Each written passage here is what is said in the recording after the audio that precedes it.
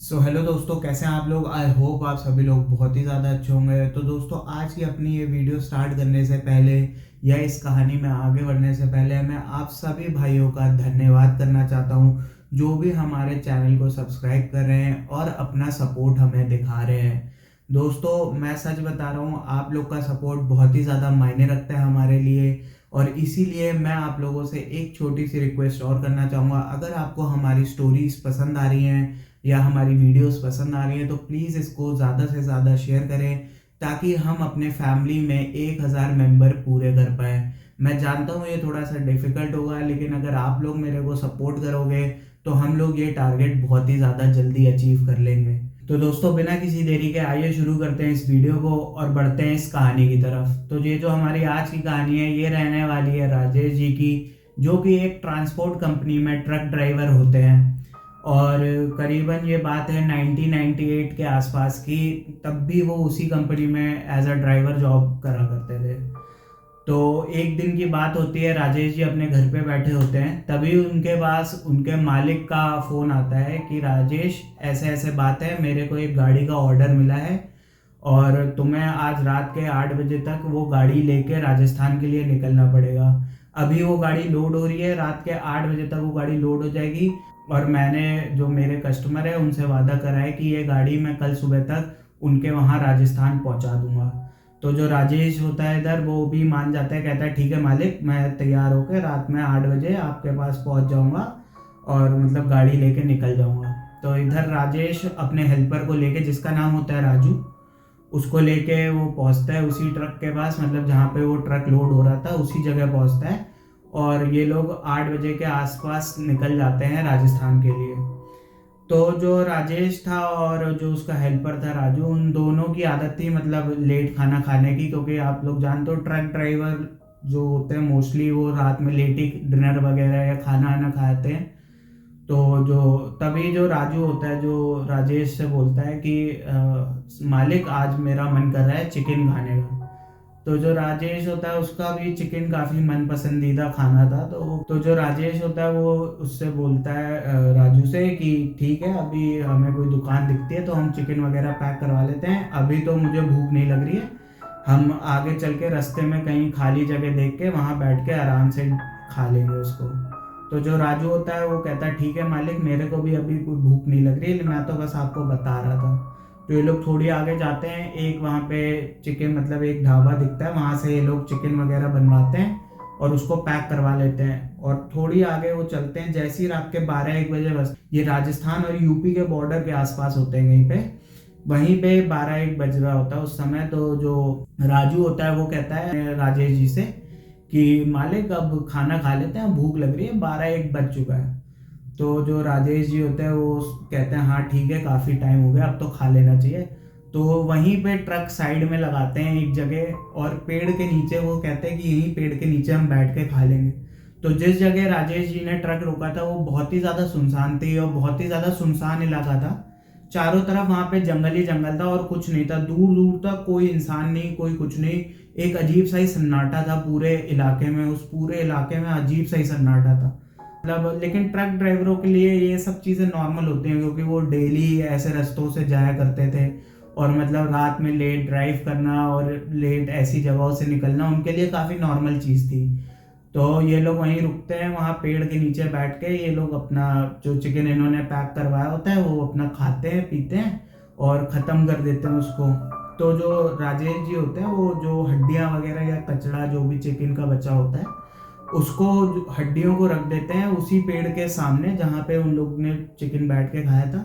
और वो इधर राजू से बोलते हैं कि राजू, तू चला जा और ट्रक गर्म कर ले, इतने में मैं ज़रा पेशाब या टॉयलेट करके आता हूँ। तो इधर राजू चला जाता है ट्रक के पास ट्रक स्टार्ट करने, और इधर राजेश जी चले जाते हैं अपना टॉयलेट वगैरह करने। तो जब राजेश जी टॉयलेट करते हैं तो वो देखते हैं कि वो सामने से जंगल में एक करीबन 9 से 10 फीट का आदमी उनकी तरफ चल के आ रहा है। और वो मतलब उनको, वो काफ़ी दूर है तो राजेश जी को दिख नहीं रहा है, बस वो ऐसी काली सी परछाई दिख रही है उनको, ज़्यादा कुछ दिख नहीं रहा है। तो राजेश जी मतलब इधर से चिल्लाते हैं, कौन है? तो जो पीछे उसका हेल्पर होता है राजू, वो कहता है हाँ मालिक बताओ क्या हुआ। तो वो पीछे मुड़ते हैं, राजेश जी उसको कहते हैं नहीं नहीं कोई बात नहीं है। और जैसे ही राजेश जी आगे मुड़ के देखते हैं, वो जो परछाई थी या वो जो आदमी था या इंसान था 8-9 फीट वाला, वो अचानक से गायब हो गया। तो राजेश जी काफ़ी ज़्यादा मतलब ज़्यादा शौक नहीं हुआ, वो सोचते हैं अरे यहीं आसपास के गांव का आदमी होगा, कहीं घूम रहा होगा रात में। और उनके लिए कोई बड़ी बात नहीं थी, क्योंकि उनके साथ कभी ऐसा एक्सपीरियंस पहले नहीं हुआ था, ये कोई नई बात नहीं थी उनके लिए ऐसी रात सुनसान जगह पे। तो वो यही सोचते हैं कि हो सकता है जंगल में इधर उधर निकल गया होगा, नहीं नहीं दिख रहा होगा मेरे को। इधर वो अपनी टॉयलेट जैसे ही ख़त्म करते हैं, वो मुड़ते हैं और जैसे ही वो थोड़ी सी आगे आते हैं, वो जिस पेड़ के नीचे उन्होंने हड्डियां हड्डियां रखी हुई थी, तो वहाँ पे वो देखते हैं कि एक पूरी काली सी परछाई वहाँ बैठ के उस हड्डियों, वो जहाँ पे उन्होंने वो हड्डियाँ वगैरह रखी थी उसको निकाल के चबाया जा रहा है। और मतलब वो बहुत जो हड्डियाँ चबा रहा है उसकी चबाने की आवाज़ बहुत ज़्यादा वैसी आ रही है, डराने वाली सी। तो राजेश जी घबरा गए कि अभी तो मैंने इसको वहाँ देखा था और अभी ये यहाँ कैसे आ गया 1 सेकंड में, और मेरे को दिखा भी नहीं इधर आते हुए। राजेश जी काफ़ी ज़्यादा घबरा गए। तो राजेश जी उससे पूछते हैं कौन है तू। और जैसे ही राजेश जी ये चीज़ उससे बोलते हैं, वो जो काली परछाई होती है वो राजेश जी की तरफ ऊपर देखती है और वहाँ पे राजेश जी की हालत ख़राब हो जाती है।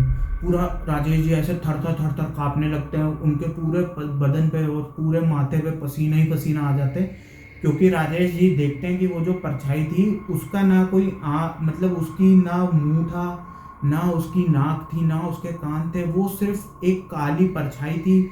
उसके हाथ पैर भी सही से नहीं दिख पा रहे थे, उसके बदन पे कोई कपड़ा नहीं था, वो सिर्फ एक काली परछाई थी। सिर्फ उसकी आंखें राजेश जी को दिखाई दे रही थी, जो कि गुप्त लाल थी। और ये चीज़ देख के राजेश जी बहुत ज़्यादा घबरा गए। जैसे ही राजेश जी ये मतलब जैसे ही वो उसकी तरफ, जो उस परछाई ने राजेश जी की तरफ देखा, with in fraction of the second या आप अचानक से वो जो परछाई थी वो एकदम से खड़ी हुई और राजेश जी के मुंह के सामने आके खड़ी हो गई। और उसने जोर से राजेश जी को रख के एक तमाचा मारा, और वो तमाचा राजेश जी को इतनी जोर लगा कि राजेश जी कम से कम 1 फीट दूर जाके गिरे उससे। और मतलब फिर उनकी हालत इतनी ज़्यादा खराब हो गई थी कि उनसे उठा भी नहीं जा रहा था। इधर राजेश जी बहुत ज़्यादा घबरा गए थे, तो वो चिल्लाने लगे राजू बचा मुझे, राजू बचा मुझे। तो जो राजू था वो ट्रक से देख रहा था सारी चीज़ें, और राजू भी इतना ज़्यादा घबरा गया था उस परछाई को देख के, क्योंकि उसने भी ऐसी चीज़ कभी पहले नहीं देखी थी। राजू भी इतना ज़्यादा घबरा गया कि उसकी हिम्मत नहीं हुई राजेश जी के पास जाने की और उनको बचाने की। तो इधर से राजेश जी चिल्लाए जा रहे राजू बचा मुझे, राजू बचा मुझे। और वो जो परछाई है वो वापस उन्हीं हड्डियों को खाने आने लग गई। जैसे ही वो परछाई उन हड्डियों को ख़त्म करती है, वो वहाँ पे खड़ी होती और वो बढ़ती है राजेश जी की तरफ। तो राजेश जी ये चीज़ देख लेते हैं और वो और ज़्यादा घबरा जाते हैं, और राजेश जी को लगता है कि अब ये कहीं मेरे को और नुकसान ना पहुंचा दे या कहीं मेरे को मार ना दे। तो राजेश जी मतलब बालाजी का नाम लेने लगते हैं और हनुमान चालीसा अपने मन में पढ़ने लगते हैं। तो जैसे ही वो हनुमान चालीसा आंखें बंद करके अपने मन में पढ़ने लगते हैं, तो वो देखते हैं कि जैसे ही हनुमान चालीसा वो पढ़ रहे हैं, उनके पास कोई नहीं आ रहा है, वो जो परछाई है वो वहीं पे खड़ी हो गई है। और जैसे राजेश जी अपनी हनुमान चालीसा पूरी ख़त्म कर लेते हैं, वो परछाई वहाँ से गायब हो जाती है। ये चीज़ राजू भी देख लेता है कि वो परछाई अब चली गई है। तो राजू भाग के आता है राजेश जी के पास, उनको उठाता है, कहता है मालिक अब ठीक तो जो राजेश जी होते हैं उनसे कहते हैं मैं तुझे बुला रहा था, तू आ क्यों नहीं रहा था, और तूने देखा अभी क्या हुआ। तो राजू उनको बताता है हाँ मैंने देख लिया मालिक सारी चीज़ें जो भी आपके साथ हुआ, और मैं खुद इतना ज़्यादा डर गया था क्योंकि मैंने ऐसी चीज़ इससे पहले कभी देखी नहीं है। तो मैं खुद इतना ज़्यादा घबरा गया था कि मेरे को खुद नहीं समझ में आ रहा था मैं क्या करूँ, आपको बचाऊँ या ना बचाऊँ। फिर जो राजू है वो कहता है कि मालिक यहाँ से जल्दी उठो और जितना जल्दी हो सके यहाँ से हम लोग निकलते हैं, वही हम दोनों के लिए अच्छा होगा। फिर जो राजू होता है वो राजेश जी को उठाता है, राजेश जी बैठते हैं ट्रक में, ये लोग निकल जाते हैं राजस्थान की तरफ। ये लोग राजस्थान पहुँचते हैं, करीबन दोपहर के 12 बज जाते हैं, और वहाँ पे ये लोग गाड़ी अनलोड करवाने लग जाते हैं।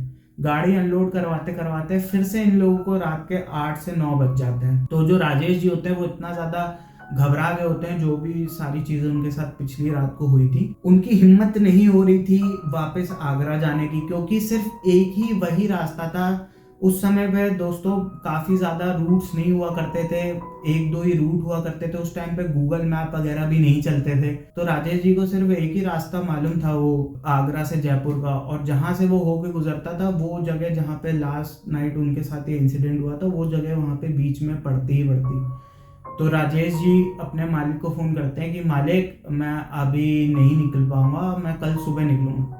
तो जो राजेश जी के मालिक होते हैं वो कहते हैं नहीं नहीं, तुम्हें अभी निकलना पड़ेगा, क्योंकि मेरे पास एक और ऑर्डर आ गया है और ये गाड़ी तुम यहाँ पे लेके आओगे और ये गाड़ी यहाँ से लोड होकर फिर कहीं और मुझे भेजनी है। तो मैं तुम्हें गाड़ी लेके आनी पड़ेगी और मेरे को बहुत ज़रूरत है उस गाड़ी की। तो राजेश जी के पास अब कोई चारा नहीं होता है, तो राजेश जी मतलब मन में हनुमान जी का नाम लेते हैं और वो राजस्थान से निकल जाते हैं फिर से आगरा आने के लिए। आगरा या यूपी आप जो भी कह लो, राजेश जी निकल जाते हैं। आ रहे होते हैं, उसी रास्ते से आ रहे होते हैं। रास्ते में जैसे ही जिस जगह मतलब कल रात को उनके साथ ये सारी चीज़ें हुई थी, अचानक उसी जगह आके जो उनका ट्रक होता है वो बंद पड़ जाता है।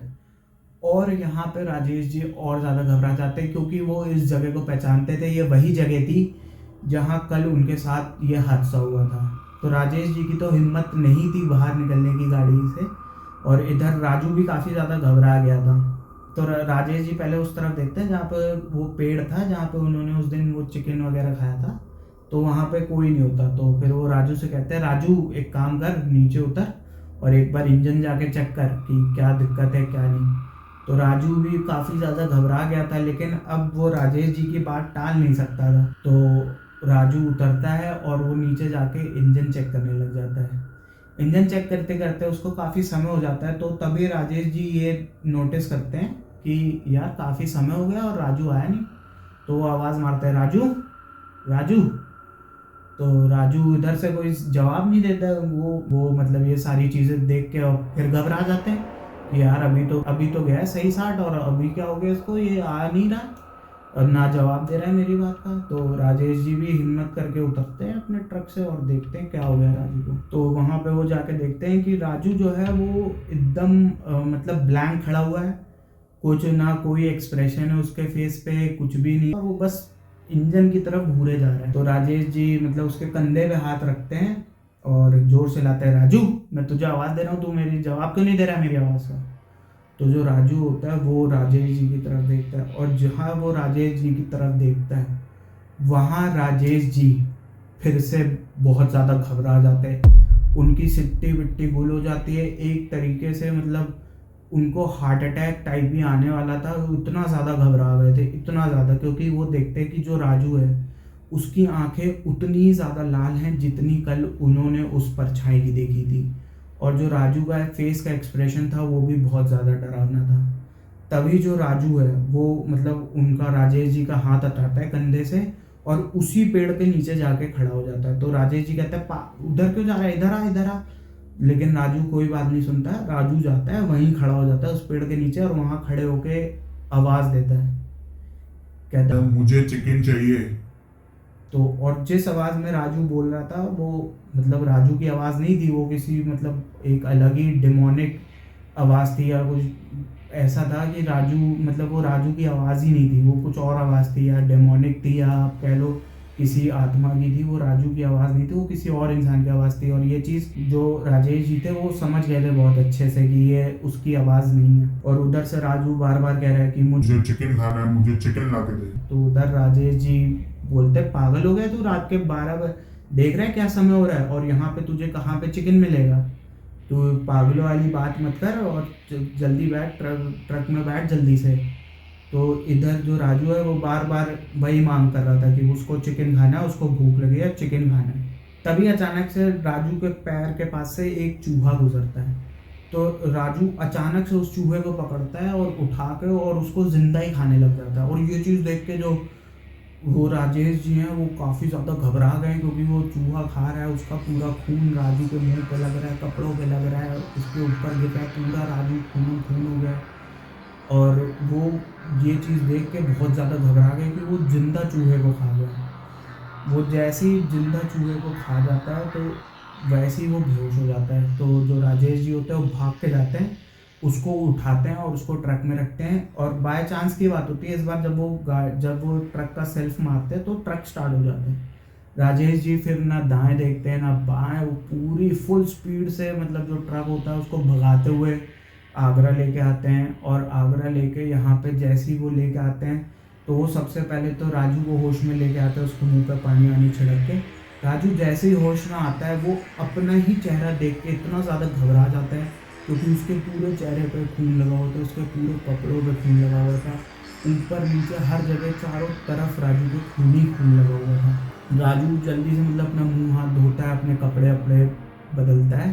तो राजेश जी राजू को बोलते हैं कि लगता है कल रात में तेरे ऊपर वो साया चढ़ गया था और अभी हमें चल के मंदिर चलना चाहिए और सीधे पंडित जी से मिलना चाहिए।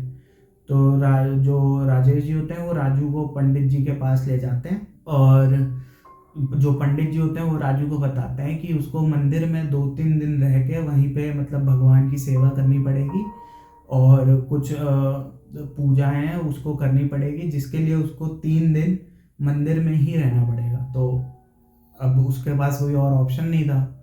तो इधर जो राजेश जी थे वो चले जाते हैं वापस घर, राजू को उसी मंदिर में छोड़ के। राजू अपने 2-3 दिन उसी मंदिर में गुजारता है और फिर राजू को मतलब ऐसा कुछ फील नहीं होता है कि कोई है उसके पास या कोई एंटिटी। लेकिन इधर जो राजेश जी थे वो जब भी अपने घर में रात में सो रहे थे उन 2-3 दिन में, तो उनको ऐसा महसूस हो रहा था कि जैसे उनके घर के दरवाजे के बाहर कोई टहल रहा है। और जब वो उठ के देखते थे तो राजेश जी की एक बीवी थी, एक बच्ची थी, छोटी बेटी थी। वो देखते कि उनके बीवी बच्चे तो यहीं पे हैं और कौन है जो घर के बाहर टहल रहा है। 2-3 दिन ये प्रेजेंस जो है वो उनको फील हुई राजेश जी को। तो राजेश जी उसी मंदिर में गए जहाँ पे उन्होंने राजू को लेके गए थे।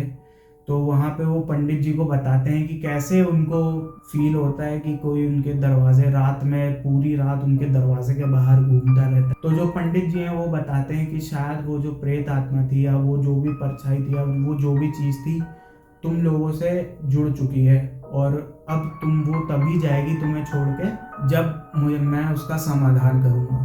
तो जो राजेश जी होते हैं वो पूछते हैं पंडित जी क्या समाधान है इसका। तो जो पंडित जी होते हैं वो राजेश जी से कहते हैं कि मुझे इसके लिए एक क्रिया करनी पड़ेगी, तभी वो जो प्रेत है या जो भी परछाई है वो तुमसे तभी दूर होगी जब मैं वो क्रिया पूरी करूँगा।